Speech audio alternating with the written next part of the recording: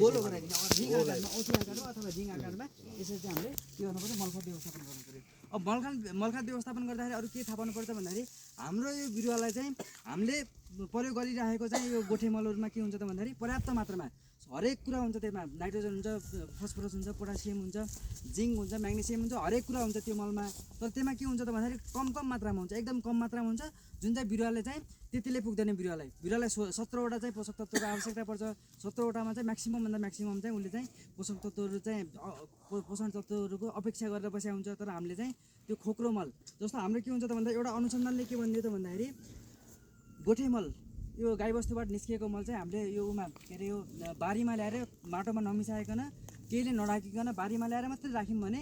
त्यो मल 12 घन्टा मात्रै राख्दाखेरि के हुँदो रहेछ भन्दाखेरि 6 देखि 36% चाहिँ त्यो मलबाट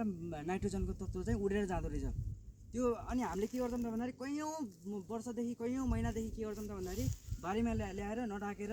त्यसलाई माटोमा नमिलाएर चाहिँ हामीले के गर्छौँ त भन्दा त्यही मललाई चाहिँ हामीले चाहिँ बारीमा प्रयोग गर्छौँ र के गर्छौँ त भन्दाखेरि हामीले चाहिँ उत्पादनको अपेक्षा गरिराखेका हुन्छौँ र राम्रो उत्पादन भइराखेका हुन्न कम्तीमा पनि हामीले के गर्न सकिन्छ त भन्दाखेरि अब